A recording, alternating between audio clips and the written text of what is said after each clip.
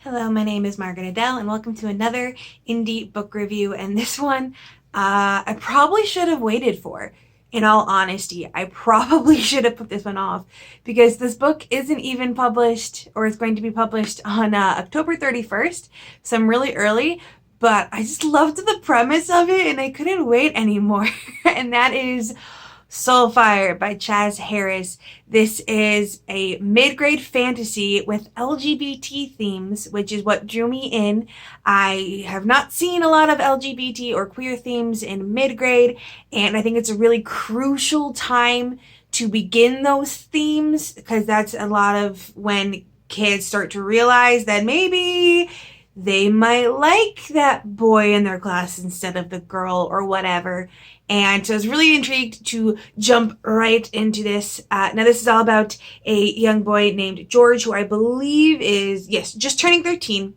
This book is meant for older kids. You know how mid-grade tends to be halved in between, younger elementary school and older elementary school to middle school, and this is in that older bracket. And school is kind of hard for him. He spends most of his time daydreaming and writing stories, which same in middle school. I had so many stories. But he delights in hearing his grandfather's tales of this place called Mythica. And they're probably his favorite stories of his grandfather. And, turns out Mythica might not be as mythical as he thought it was. And on the eve of his 13th birthday, the clock strikes 13, which, is impossible.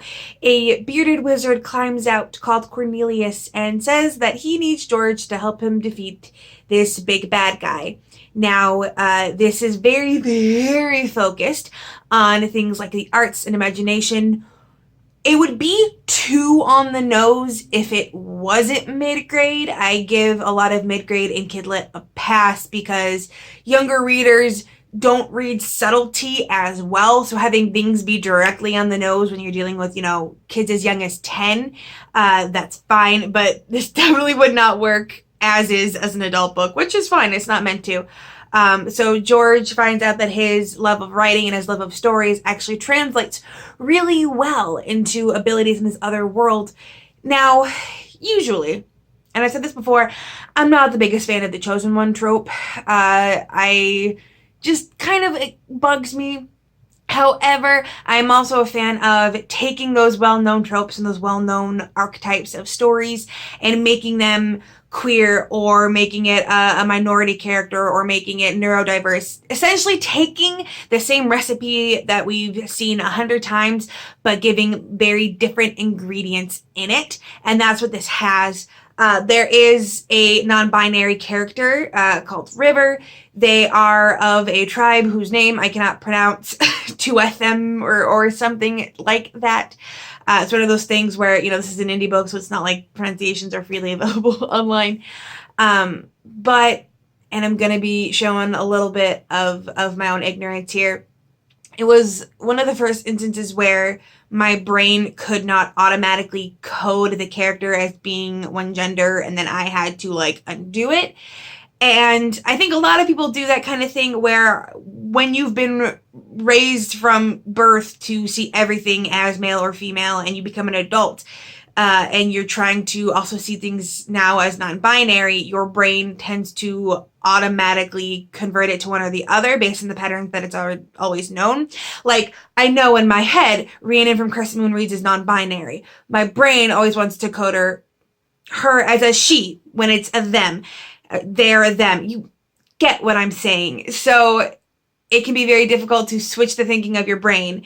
And this was such a delightful take on a non-binary character because my brain didn't even have the opportunity to try to code one way or another. And it was awesome because the character is Black and they have dreads, and you could code that either way. And in the description and everything was so non-binary to the point where that was just them. And it was nice that he wasn't fighting my brain to do the right thing, to fight against years of ingrained thought that needs to be overtaken. And obviously I'm still going to do that in the future. I'm not going to stop. I'm not going to be like, oh, well, I can't do it. But it was nice to not have to do it over the course of this book. And I feel like introducing a non-binary character in middle grade will help a lot of modern kids start that process sooner, where they don't have to do quite as much untraining of their brain as we adults will have to. So I really appreciated that.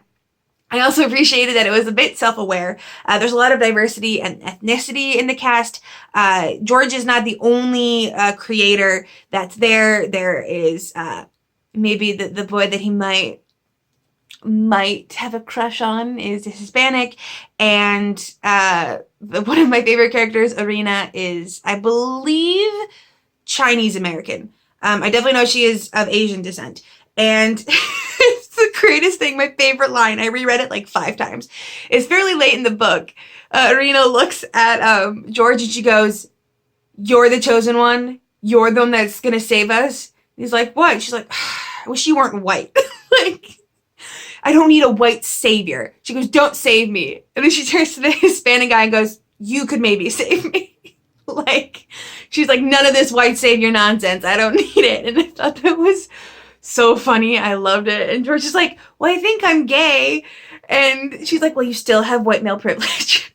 So, like, that little bit of, we get it. We get he's still, still a white guy in this world and still has some privilege based on that. But him beginning to come to grips with his sexuality was adorable. He's still very much in the early stages of, I think that boy is cute, and I'm not sure what that means. And the little ending reveal there too was absolutely adorable. I was so very close throughout most of the story to giving it a 5-star. And a lot of the things that maybe slightly irked me, I could write off as it's a mid-grade and I need to judge it as being a mid-grade. So the fact that there were some moments that were overly cheesy or some things that were on the nose to an adult might not be that way to a kid. So for example, they have these different 7 kingdoms for the different major 7 arts in the real world, and they translate over. So if you're a dancer or a performer in theater in our world, you're an excellent, fighter with, super fighting abilities in that world. Singing translates over, you can hypnotize people, but the name of the kingdoms was so on the nose. Like if you were a painter in our world, you were an acrylian in their world, i.e. acrylic paint. And if you were, performer in this world, you were a thespian in that world. So it's like, okay, little on the nose, but I feel like a 10 or 11-year-old is not going to make that connection. They're not going to know right away, because your average 10-year-old doesn't know that an actor is also called a thespian. So I can excuse most of that. The one thing that really kept it from being a full, oh my gosh, 5-star was at times it felt like the author was trying just a little bit too hard for quotable lines. Now, there are some that I really liked, especially near the beginning, where he talks about, hope is all about imagination, imagining that things can get better, imagining a better tomorrow, imagining that there will be a tomorrow. And I love that. The problem is that kind of flowery language tended to pop up a lot, and it tended to be a lot of mini monologues by mentor characters, and there were a ton of mentor characters. And the reveal of one and his connection to George's grandfather stories, as well as the fact that he's bi, I loved that part, because he's like, "I've loved both men and women. I haven't found none of them to be worse than the other." It was such a cute, gruff, lovable moment. But it felt like there were so many of these mini monologues about things like overcoming fear and imagination and all that kind of stuff. And not that those are bad themes to focus on, but it felt like the author was trying just a bit too hard to get like lines that people would highlight in their Kindle or take pictures on and share on Instagram. And it felt like some of the flowery language was a little bit forced and it repeated a lot. And so in that case, I couldn't fully vibe with it. So I had to give it 4 instead of 5 stars.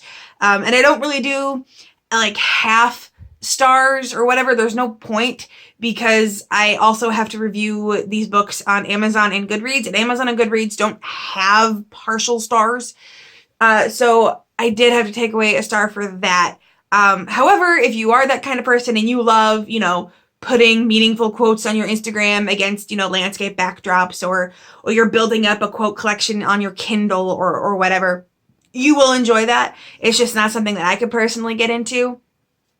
This is also, again, very cheesy, very sentimental, very chosen one, big bad guy. We are going to use imagination to beat him, but told from a queer perspective with an incredibly diverse cast. So same recipe, different ingredients, and I really appreciated that. This is still very much something that, quite frankly, I wish I'd had when I was a kid, because I used to super go for these stories, but I was also very much in denial of my sexuality when I was like 10 or 11.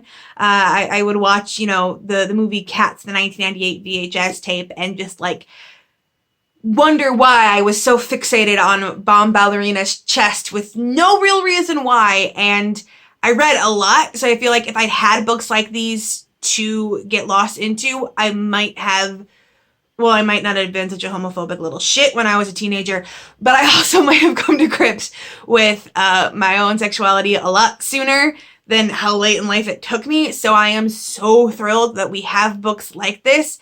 I will say that this definitely reads for older kids. I don't know if younger kids would go for it as much. Not to say that kids can't understand what a non-binary character is, but like, the child would already need to have some vague schema in place for things like being gay or being non-binary. Not a full education, but something in place. So like, if you're going to give this book to like 7 or 8-year-old, it would probably be too old. But like 4th grade on, up through, I think he said 10 to 14. So yeah, so up through like, freshman year of high school, this would be a good pick. And I would definitely suggest it if you're looking for mid-grade queer literature. Now, I would love to say that this is the point where I ask for more indie book reviews or indie book review requests, but yes, still closed. Thank you for everyone being patient. I'm working on it. But if you have read any other mid-grade books with LGBT themes, please let me know. I feel like this is going to take some digging to find more, but I would love to. I would love to read more. So with nothing else to say, I hope you have a wonderful day and a marvelous tomorrow.